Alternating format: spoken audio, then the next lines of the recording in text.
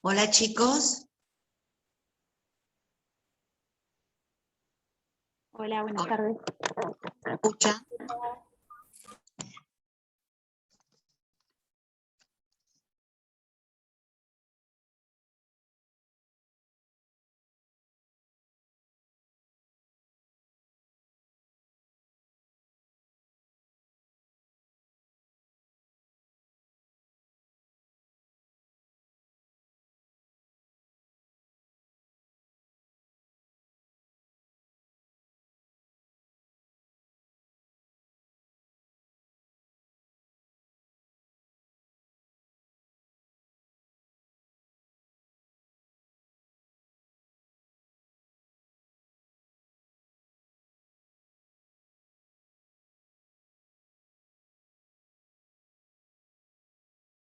Profe, le paso una consulta.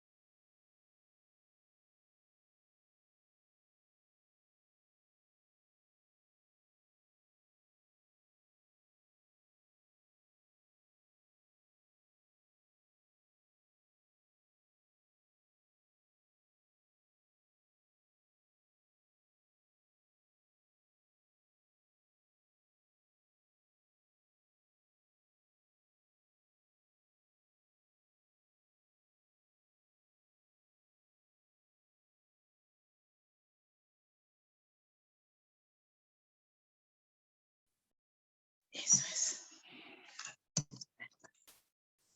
Hola chicos, ¿me escuchan ahora? Hola, profe, perfecto. Me cambié de lugar para que la señal llegue mejor. ¿Sí? ¿Se me escucha bien? Sí, Bueno, perfecto. bárbaro. Entonces vamos a concluir hoy con la unidad que teníamos pendiente, que tenía que ver con resoluciones judiciales. Recuerden que en la clase anterior comenzamos con resoluciones judiciales y hablamos de las providencias simples, hablamos de las sentencias homologatorias y hablamos de las sentencias interlocutorias. ¿Hay alguna duda con respecto a eso o podemos continuar con sentencia definitiva?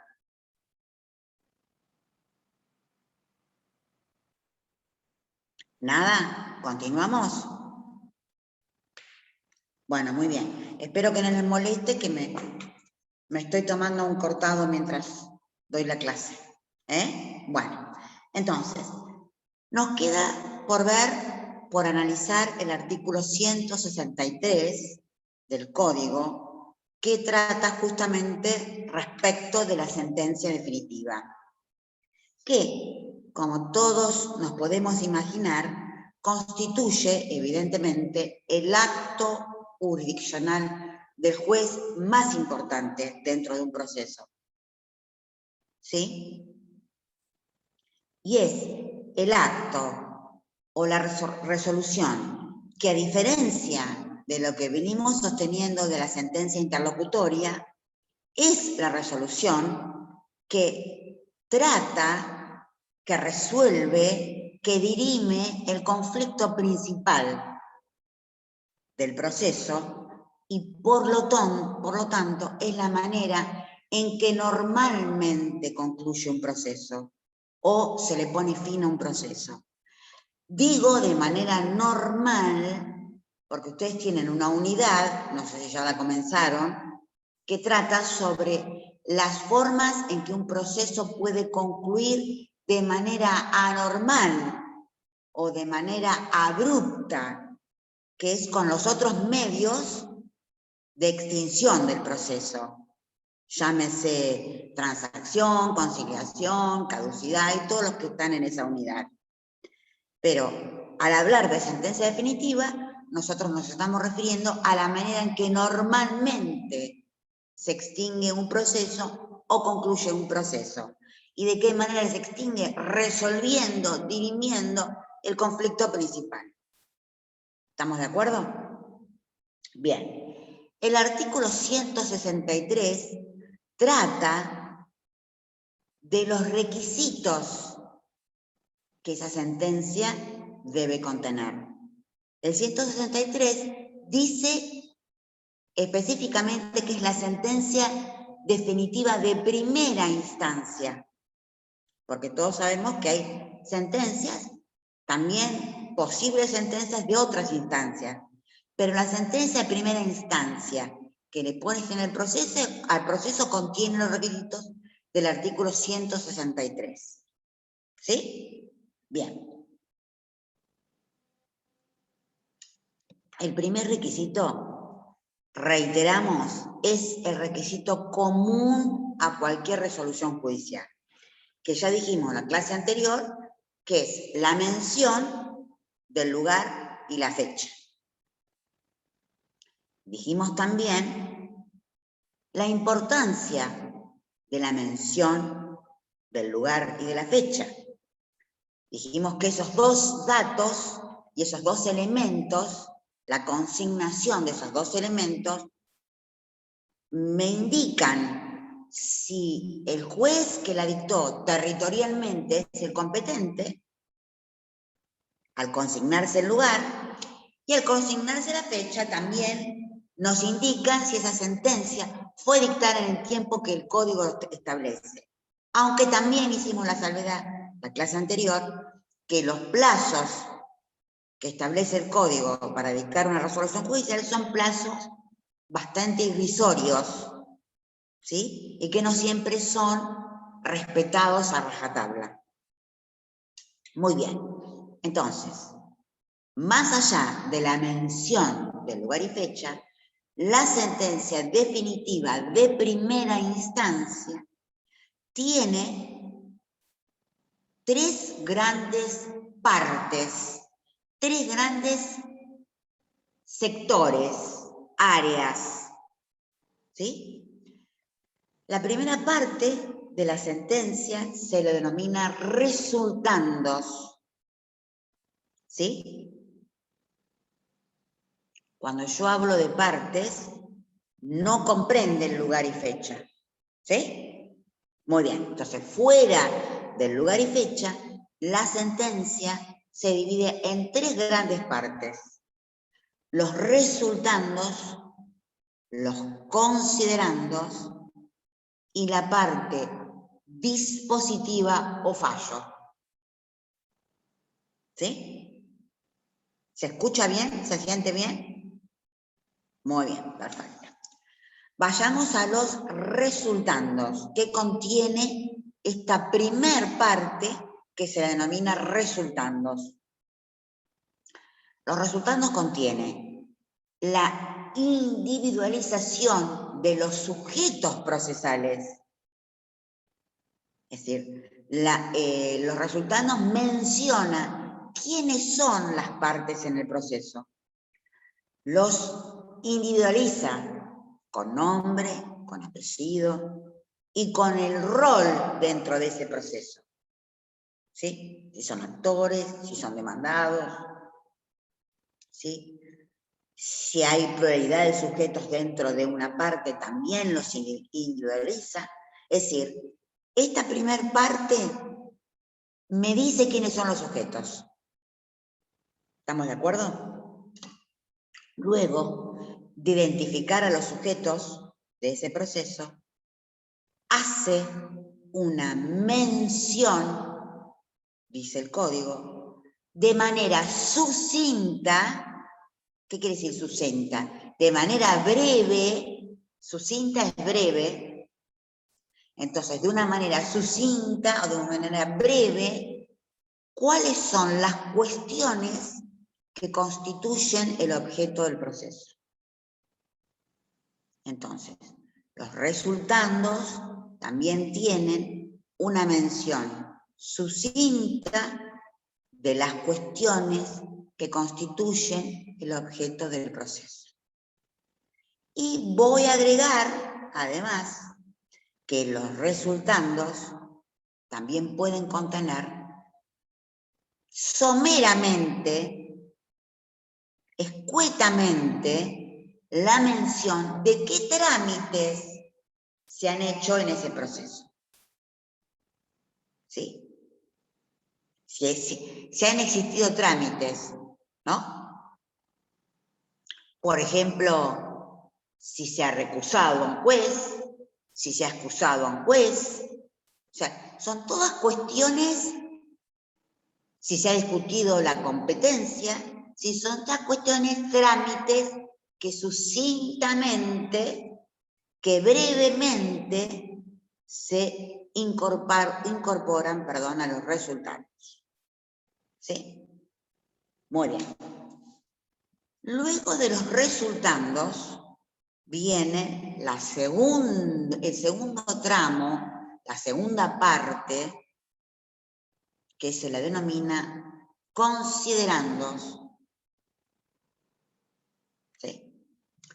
Los considerandos constituyen, esto es un agregado mío, constituyen la parte más importante de la sentencia,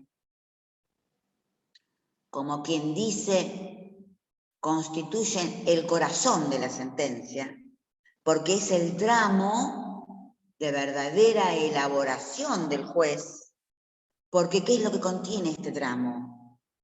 Contiene no la mención sucinta, sino la mención detallada y por separado de todas las cuestiones mencionadas en los resultandos. Entonces, los considerandos contienen una mención detallada y separada de cada una de las cuestiones mencionadas en los resultandos.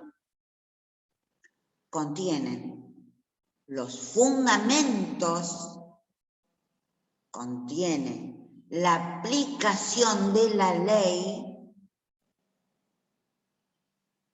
y además es el tramo donde el juez toma todos los hechos, o sea, mejor dicho, todos no, los hechos relevantes para resolver, los hechos que las partes han articulado, ¿sí? Y los coteja con la prueba. Entonces aquí el juez lo que hace es valorar la prueba, darle un valor a la prueba producida en la causa, mediante el método, ya lo vamos a ver bien, cuando veamos prueba, mediante un método le da un valor a esa prueba, mediante un método que se denomina sana crítica. Entonces, a la posible pregunta de ¿cuándo valora el juez la prueba? ¿Cuándo le da un valor el juez a la prueba? La respuesta es al momento de dictar la sentencia definitiva. Quiere decir que cuando el juez dicta la sentencia definitiva, el juez le da un valor a la prueba, ¿sí? La aprecia la prueba mediante el método de la sana crítica. ¿En qué parte de la sentencia? En los considerandos. Por eso digo, por eso resalto que los considerandos son evidentemente la parte más importante de la sentencia. ¿Sí? Porque es donde da su fundamento, donde motiva su decisión que todavía no tomó. ¿Sí?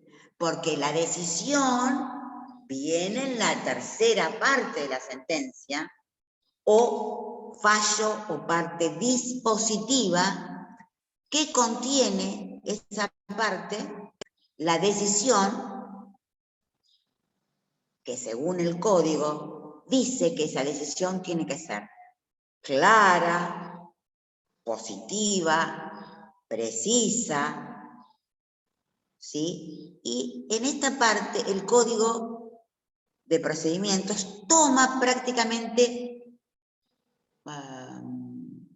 un lenguaje propio del proceso penal, porque dice condenando o absolviendo, ¿sí? Pero en realidad para nosotros es haciendo lugar a la demanda o no haciendo lugar a la demanda, ¿sí? Muy bien, quiere decir que entonces la parte dispositiva o fallo contiene su decisión, lo que resuelve, ¿sí? Fíjense entonces que el razonamiento y el procedimiento es primero fundo y después decido, ¿sí? Es como que yo primero digo, ¿por qué voy a tomar una decisión que tomo en la última parte? ¿Sí? Es como decir, porque el código dice tal cosa, y porque la prueba yo la hago de tal manera, y porque los hechos relevantes son estos, entonces decido hacer lugar a la demanda. Con lo que les quiero explicar es que la decisión viene después de la fundamentación, en la última parte de la sentencia, ¿sí? Esa última parte, o fallo o parte dispositiva, a su vez puede ser dividida en dos partes. Una parte principal y una parte accesoria.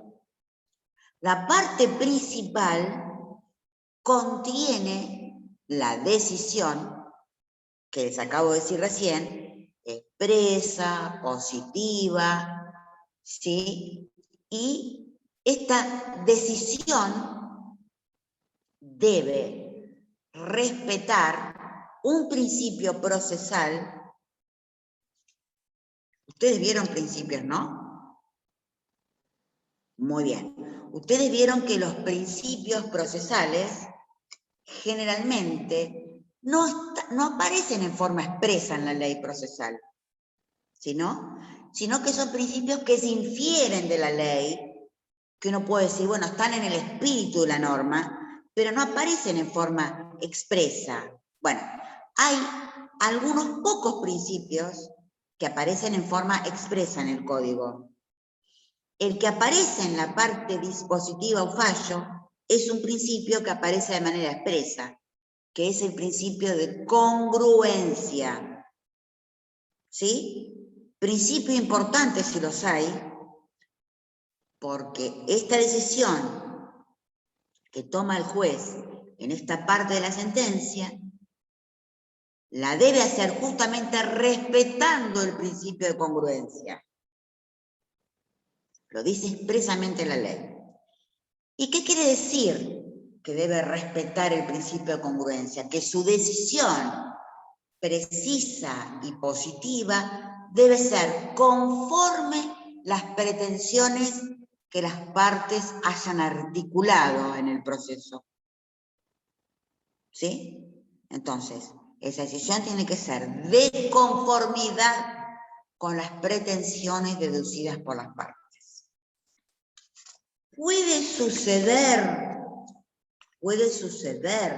que su decisión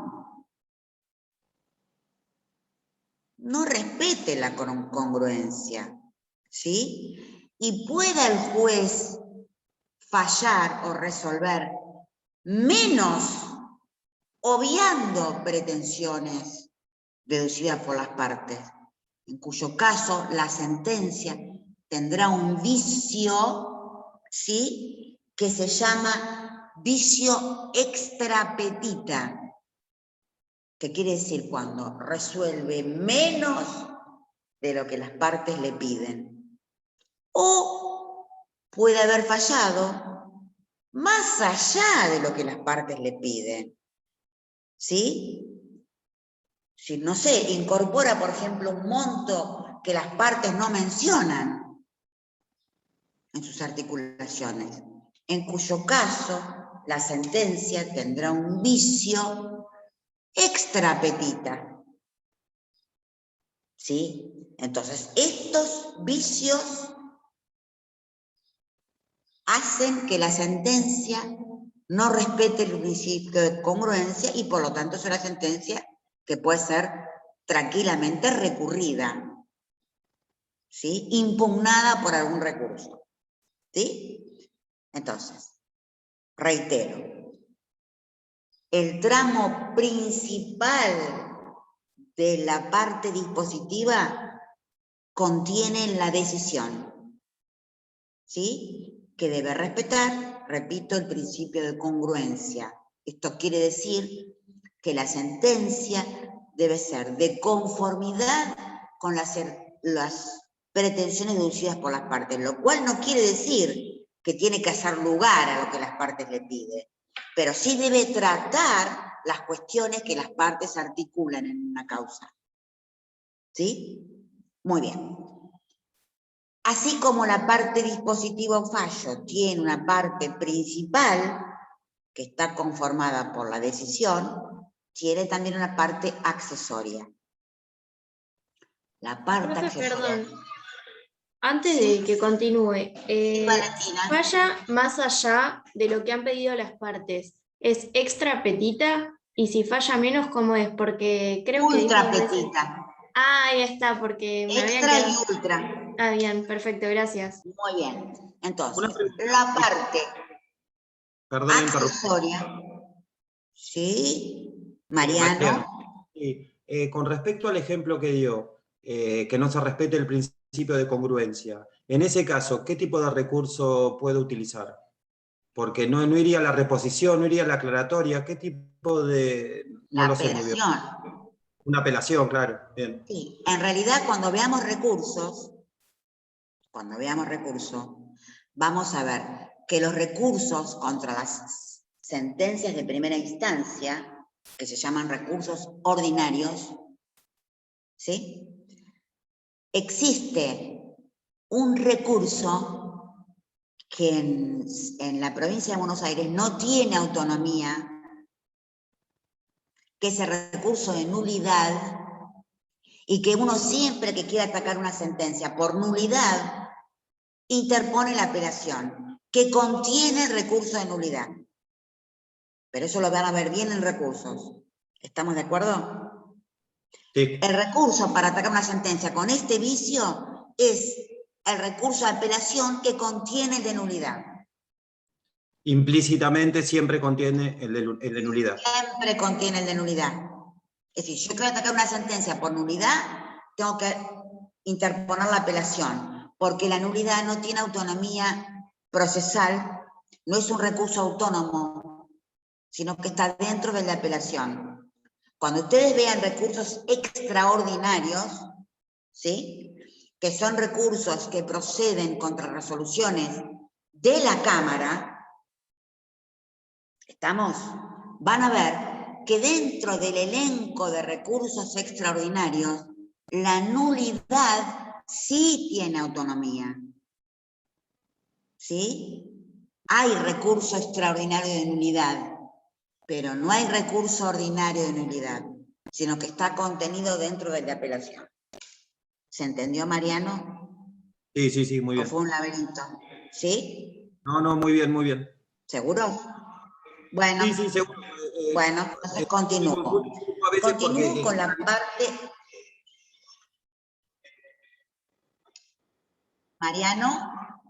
Mariano, ¿sí?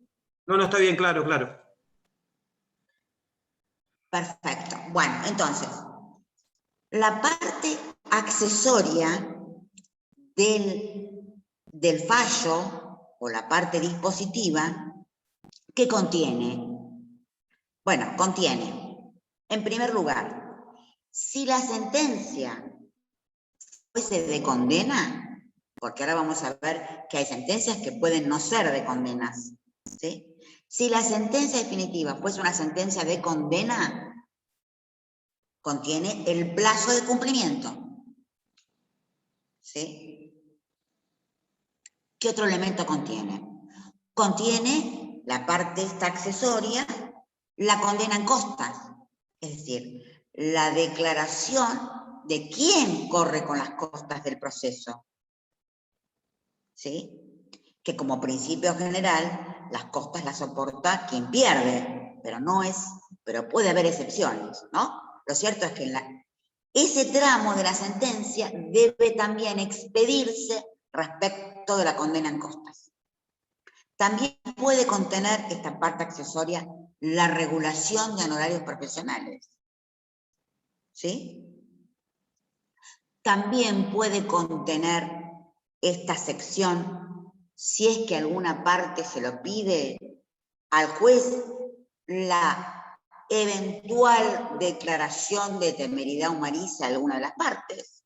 Es decir, si alguna de las partes se ha comportado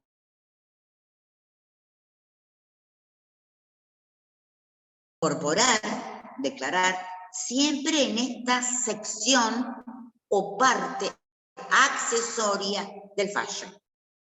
¿Sí?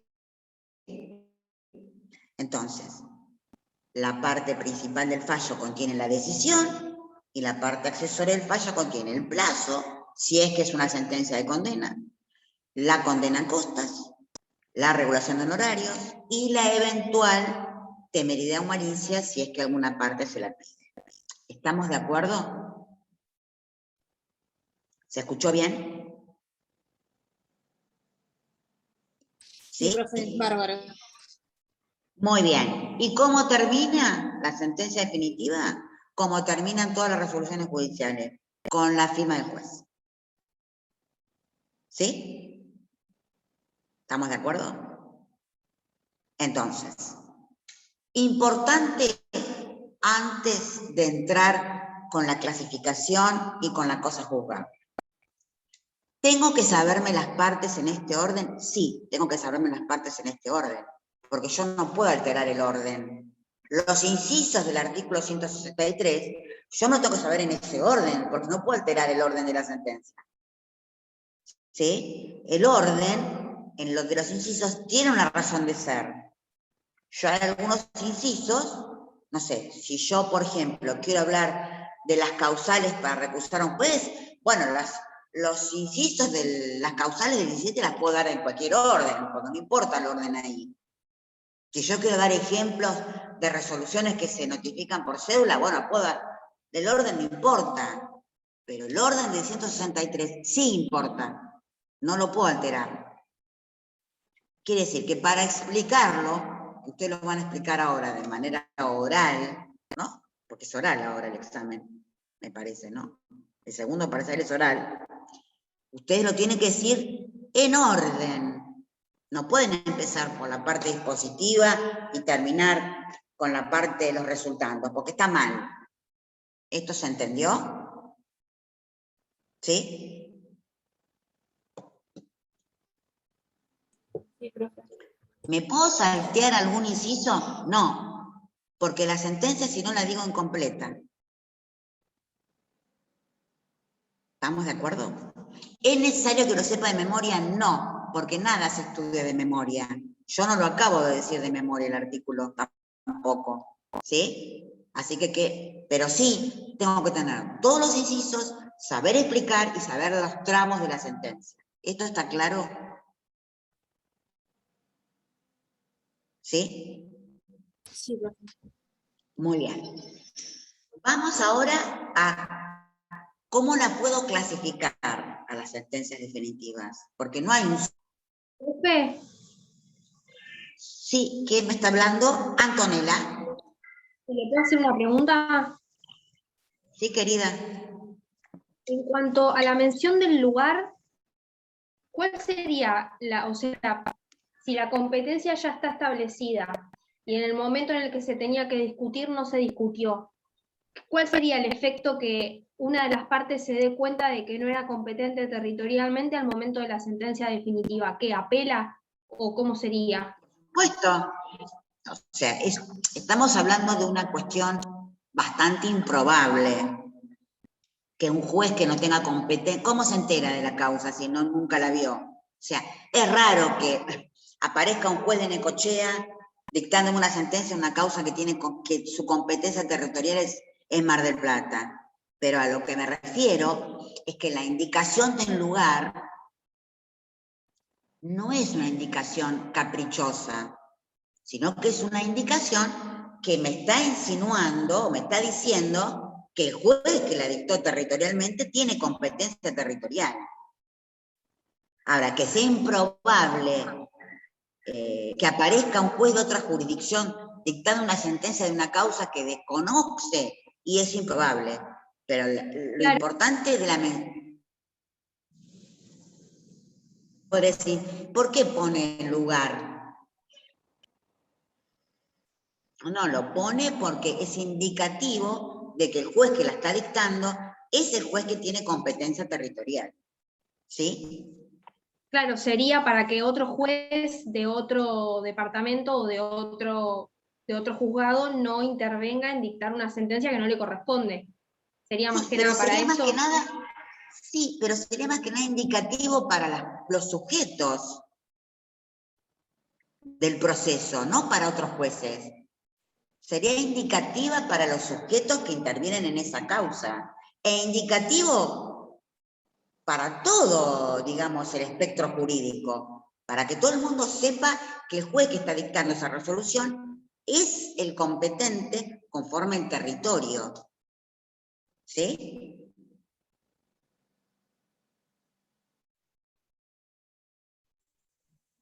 Sí, profe. Bueno, ok.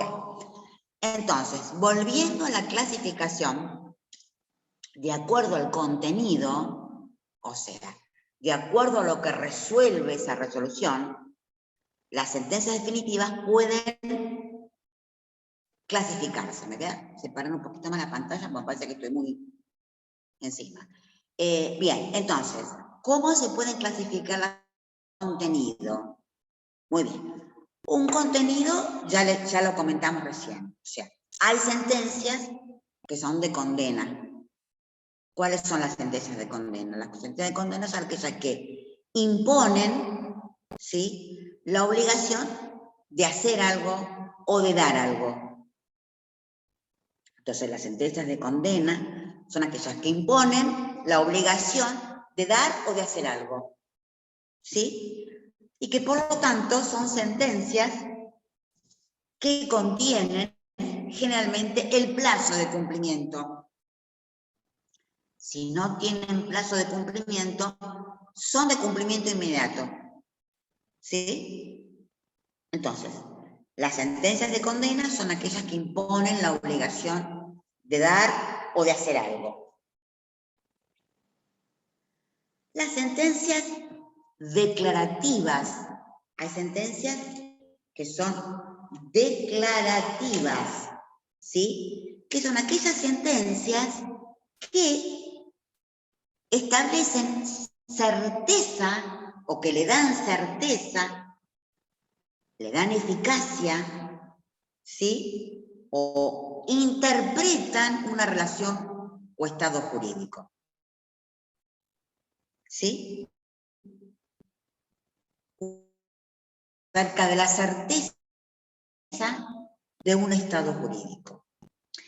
Y se diferencian de las otras sentencias que se llaman constitutivas, que son las que crean un estado jurídico nuevo.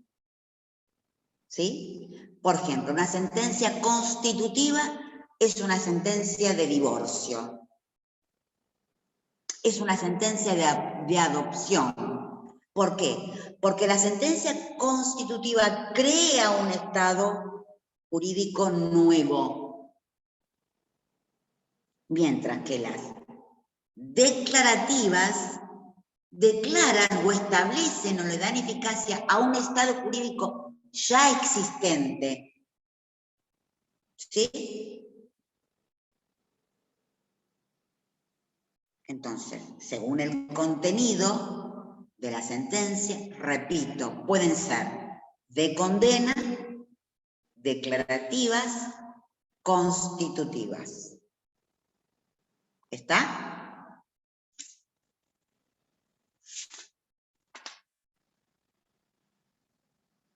Muy bien. ¿Qué efecto tiene la sentencia definitiva respecto del proceso? Ya dijimos que le pone fin, ¿no es cierto? A lo cual le vamos a agregar que se transforma en una ley especial para las partes que intervienen en ese proceso, es decir, tiene los efectos de una ley para las partes intervinientes. Y respecto del juez que la dictó, podemos decir que le pone fin a su competencia en esa causa, aunque hay otras actividades que ese juez puede hacer después de su dictado. ¿Qué otras cosas puede hacer el juez, aunque haya dictado una sentencia definitiva?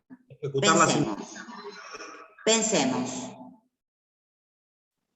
Ejecución de sentencia. Ejecutar la sentencia. Bueno, pero eso es cuando la sentencia adquiere calidad de cosa juzgada. Antes, ¿qué otra cosa puede hacer ese mismo juez? Bueno, lo primero que puede hacer, que ya se lo olvidaron, facultades, puede corregir de oficio, antes de notificarla, algún error material, alguna omisión en el que haya incurrido, sin cambiar el fondo, ¿no es cierto?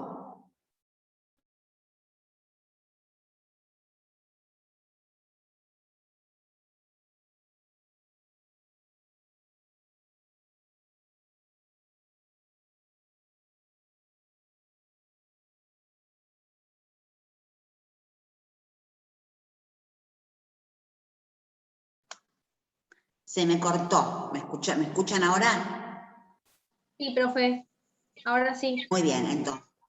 Lo que había dicho es que puede corregir esa sentencia, puede aclarar esa sentencia sin que ninguna parte se lo pida, porque una vez que él la notifica, si una parte pide que la aclare, ya la aclaratoria funciona como recurso, ¿sí? Pero sin que funcione como recurso, el juez de oficio puede corregirla.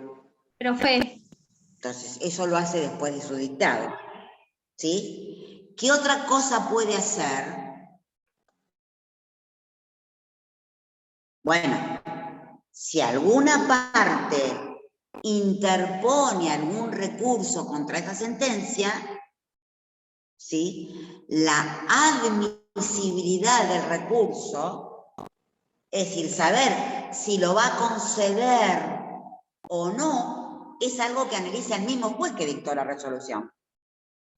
¿Sí? Entonces, también le compete a ese juez que dictó esa resolución la admisibilidad de los recursos ordinarios que eventualmente las partes interpongan contra esa sentencia.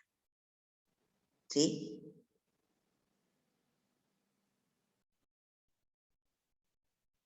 ¿Se entendió? ¿Seguros? Una pregunta.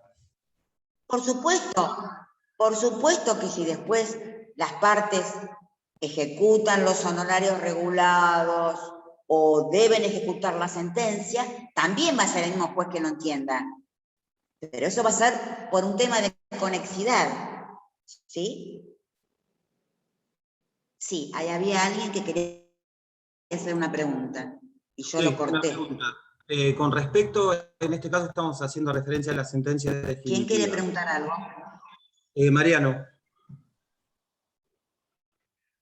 Sí, Mariano. En este caso, ¿no?, que estamos haciendo referencia a la sentencia definitiva, solamente serían admisibles la aclaratoria y apelación, porque la reposición sería para las providencias simples solamente. Claro. Y en esos dos casos resuelve el mismo juez que intervino en el proceso. Sí, en realidad son 3 los recursos que se pueden interponer contra la sentencia definitiva. La apelación, la aclaratoria, puede funcionar como recurso, ¿sí? Sí. Y la apelación con los efectos que ustedes después van a ver, que son 2 efectos básicamente, pero lo van a ver cuando vean recurso. ¿Está, Mariano? Sí, sí, claro. Bueno, muy bien. Entonces continúo. Ya dije los efectos que tiene la sentencia en el proceso, qué implica para el juez que la dictó, y ahora vamos a hablar, para terminar con esta unidad, y con el tema, y con la clase, de una cosa muy importante, que es un atributo, una cualidad que tiene esa sentencia, o que adquiere esa sentencia, en algún momento determinado, que no es un efecto, es, repito, un atributo o una cualidad que adquiere esa sentencia, que es la cosa juzgada. Entonces, explicar la cosa juzgada parece fácil, o sea, para mí es fácil, para ustedes también va a ser fácil, pero a veces no sé por qué les cuesta a ustedes explicarlo, cuando es una cuestión bastante sencilla. ¿Sí? Muy bien. ¿Qué es cosa juzgada? ¿Qué quiere decir cosa juzgada? Cosa juzgada quiere decir que la sentencia será inmodificable, inimpugnable, y que adquirió firmeza, que la sentencia está consentida, ¿sí? Esa calidad, ese atributo de estar consentida, de estar firme, de ser inmodificable, y todo lo que acabo de mencionar, uno puede decir, ¿cuándo la adquiere? ¿En qué momento pasa a tener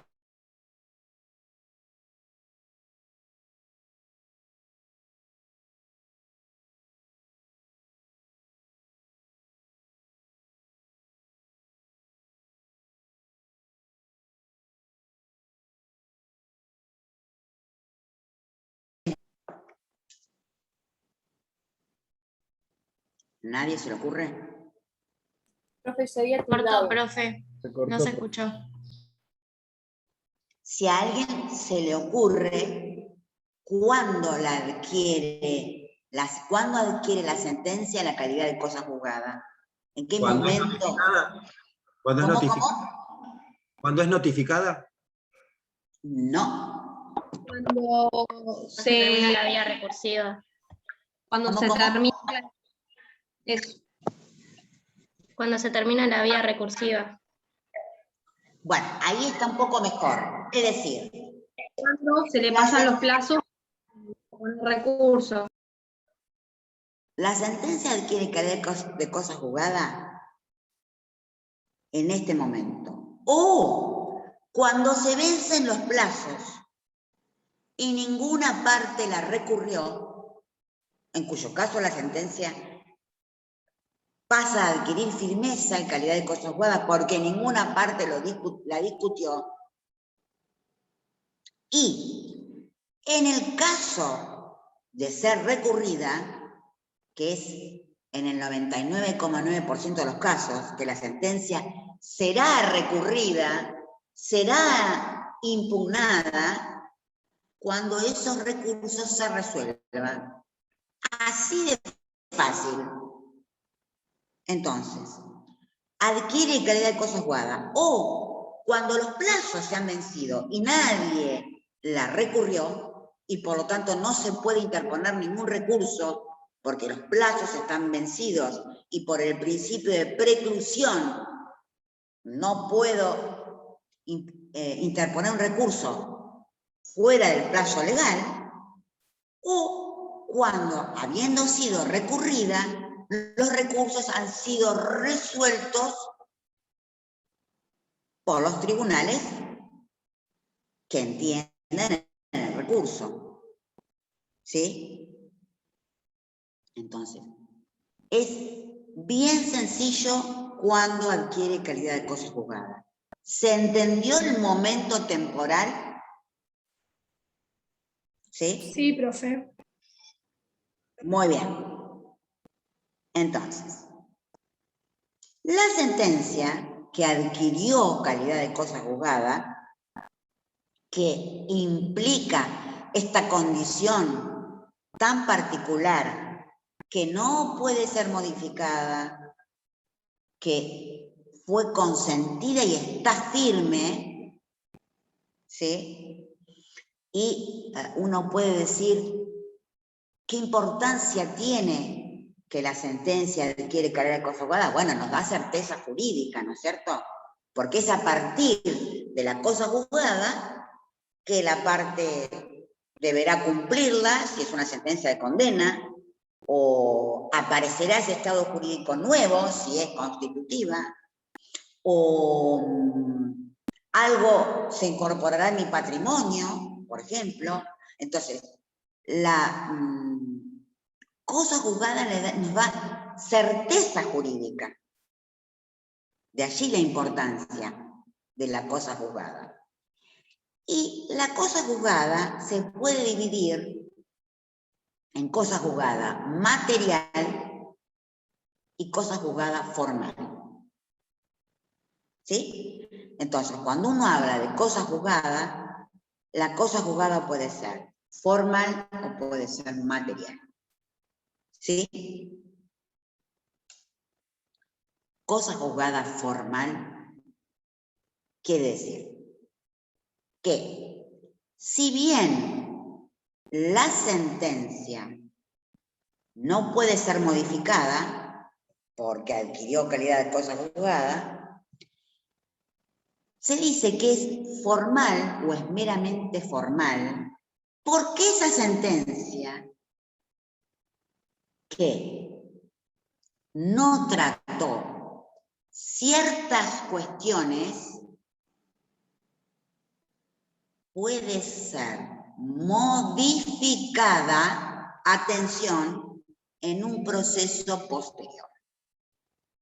Entonces, aquellas sentencias que adquieren calidad de cosa juzgada formal implica que si bien la sentencia no puede ser modificada porque adquirió calidad de cosa juzgada, sí puede ser modificada en un proceso posterior que trate cuestiones que esa sentencia no trató.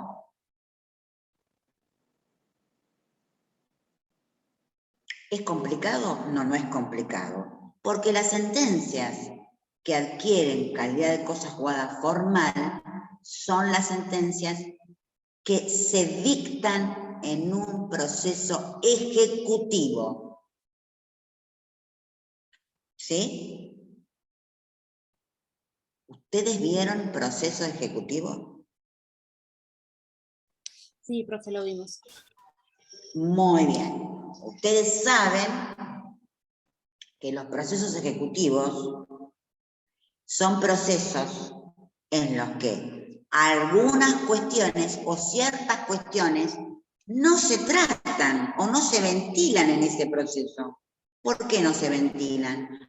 Porque ese proceso tiene por finalidad hacer cumplir una obligación que aparece en un título ejecutivo y que se incumplió.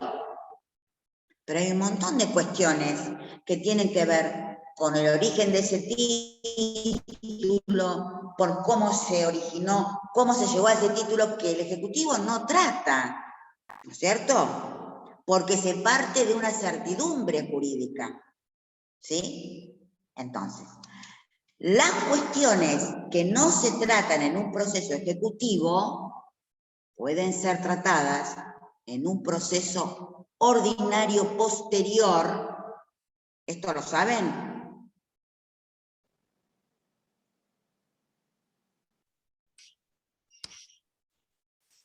Por el... Sí, lo vimos con la doctora Pereira. Sí. Muy bien. Ustedes saben que los procesos de ejecución, una vez que está finalizado, una vez que se cumple con la condena ejecutiva, se puede promover un proceso ordinario posterior. Y ese proceso ordinario posterior puede llegar a modificar la sentencia del Ejecutivo. ¿Por qué la puede modificar? Porque la sentencia del juicio ejecutivo adquiere calidad de cosa juzgada formal. ¿Sí? Como es una cosa juzgada formal, entonces puede ser una cosa juzgada, una sentencia, que pueda ser modificada por un proceso posterior. En cambio, si la cosa juzgada es material, ¿sí? Las cuestiones que resolvió, que decidió esa sentencia, no pueden ser tratadas, por supuesto, en ese proceso porque terminó, sino en ningún otro proceso posterior. Porque esa sentencia es bien material, esa sentencia es bien inmodificable. ¿Sí? Por lo tanto, las sentencias que adquieren calidad de cosa juzgada material son las sentencias que provienen de los procesos de conocimiento. ¿Sí?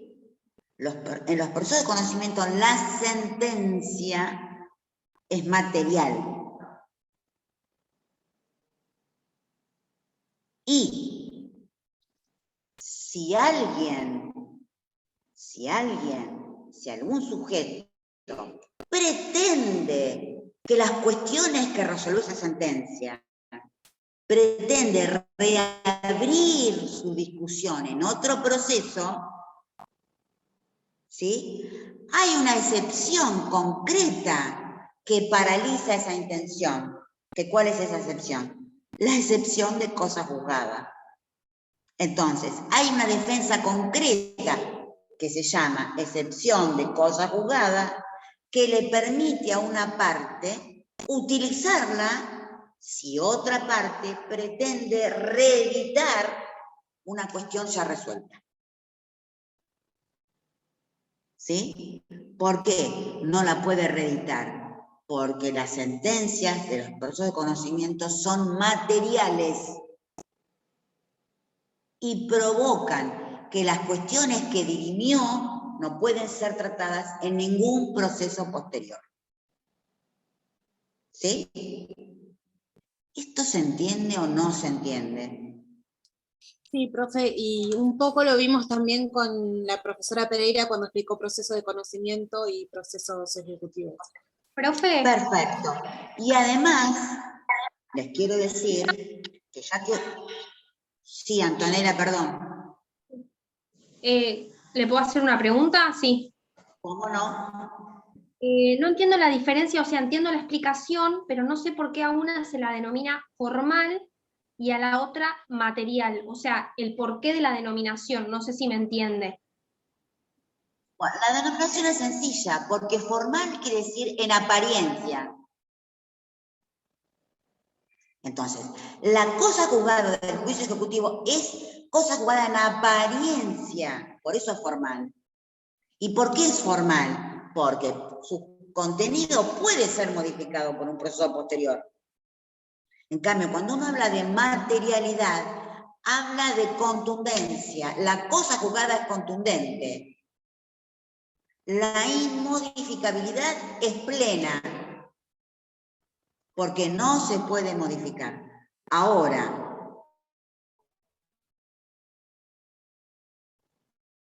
fíjense en ustedes, ya que lo vieron, ¿sí? Tienen en realidad 3 trámites, ¿o no? Tienen el ordinario, tienen el sumario y tienen el sumarísimo. ¿Estamos? Muy bien. O plenario rápido o plenario rapidísimo. ¿En qué se diferencian estos 3 trámites, básicamente? Bueno, se diferencian, obviamente, en el tiempo, por eso se llama rápido y rapidísimo, ¿sí? Y se diferencian porque en ellos las partes van teniendo menos defensas, menos actividad, siendo su actividad plena en el ordinario, un poco menos en el sumario y un poco menos en el sumarísimo. O sea, la actividad se va limitando. Y como se va limitando, se va cortando en el tiempo, por eso es rápido y rapidísimo. ¿Esto se entiende o no se entiende? Sí, profe. ¿Sí? Sí, sí. Ustedes cuando lo vieron, lo interpretan así. Muy bien. Entonces, a medida que se le va quitando la parte posibilidad de discutir algo, atención, la materialidad de la sentencia se va debilitando. ¿Qué quiero decir? Que la verdadera materialidad la tiene el proceso de ordinario. Y esa materialidad se va debilitando, pero sigue siendo material, si el proceso es sumario y sumarísimo. ¿Sí? Porque la materialidad tiene que ver con la posibilidad que se le dieron a las partes de discutir, de debatir, de probar. ¿Sí? Y cuando esa actividad es plena, la sentencia es bien material. Cuando esa actividad se va limitando, la materialidad se va debilitando. ¿Esto se entendió o hablé chino? No, se entendió bárbaro, profe. Y bueno, entonces, con este tema terminamos la unidad y la próxima clase comenzamos conmigo la unidad de sujetos procesales. ¿Sí? Partes, sujetos y demás. ¿Sí? Capacidad y demás. ¿El viernes sería? ¿Cómo? ¿El viernes sería? No. El viernes tienen con el doctor Basso, que me dijo que tiene que terminar un tema que empezó él. Este viernes. ¿sí? Que ahora me dijo el tema, pero yo no lo recuerdo. Así que, ¿qué? El día lunes de la semana que viene, volvemos a mi día normal. Era lunes mi día normal, ¿no? No, era viernes, perdón. Entonces, conmigo vamos a ver, no este viernes, sino el viernes de la semana próxima. Voy a intentar volver a mi día normal, que es el viernes. Salvo este viernes, que Vaso me lo pidió para poder terminar con su tema. ¿Esto está claro? Yo no sé qué cae el viernes. Esperen, que ya me fijo. El viernes...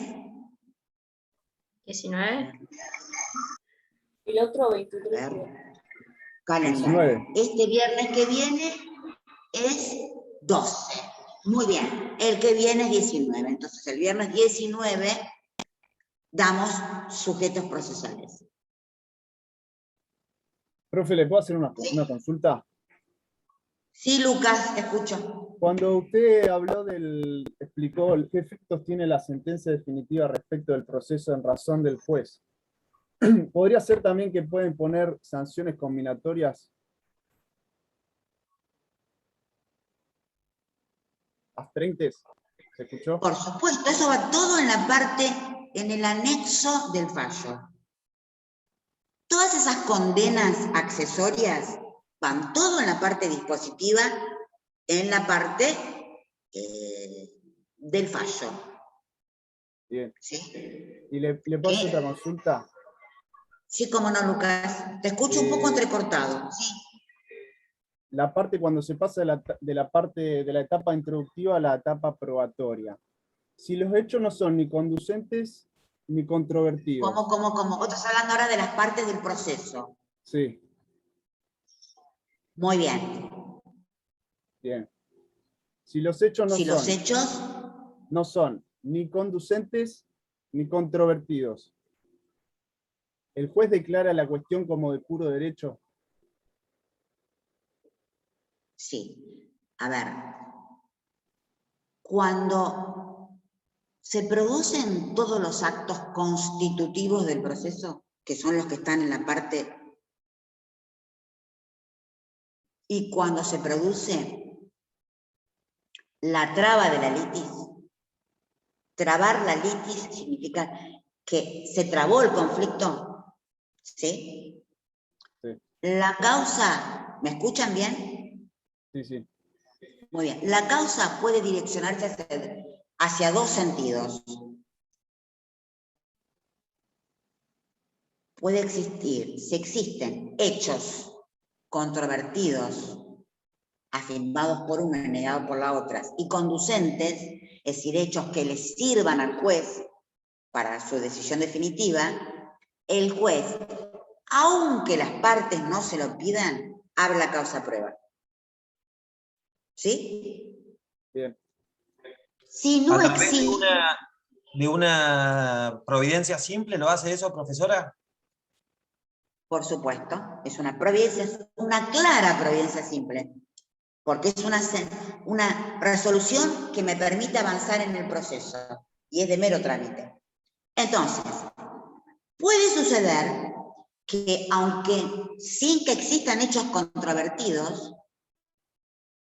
el conflicto perdure, ¿sí? Y las desavenencias entre las partes sean en torno al derecho a aplicar. ¿Sí? Entonces, si las partes no controvierten respecto de los hechos, no hay prueba, porque se prueban solamente los hechos. Entonces, si no hay hechos controvertidos, no hay prueba. Ahora, puede suceder que el conflicto aún permanezca y perdure, porque el conflicto está dado en cuál es el derecho aplicable, en cuyo caso el juez no abre la causa prueba, sino que declara la cuestión como de puro derecho, justamente, y para resolver con las constancias de auto. ¿Por qué como de puro derecho? Porque el conflicto solamente se limita en torno al derecho a aplicar. ¿Se entendió, Lucas? Bien. ¿Y esta sentencia adquiere la calidad de cosa juzgada? ¿Qué sentencia? ¿La que se dicta en un proceso declarado de puro derecho? Sí. Por supuesto. Perfecto. Muchísimas gracias. Porque el proceso no deja de ser de conocimiento. Claro. ¿Sí? Sino que hay una etapa que vamos a obviar, que es la etapa probatoria, y que la vamos a obviar porque no hay hechos controvertidos. Y la existencia de hechos controvertidos es esencial para abrir la causa prueba. ¿Sí? Sí. Bueno, entonces nos vemos el viernes 19 con sujetos. ¿Estamos de acuerdo? Sí. Gracias, profe. Y eso es independientemente de que tenemos el correo abierto, tenemos el chat, por si alguien quiere hacer alguna pregunta. ¿Estamos de acuerdo? Buenísimo, profe, muchas gracias. Bueno, chau, Profe. Nos vemos. Gracias.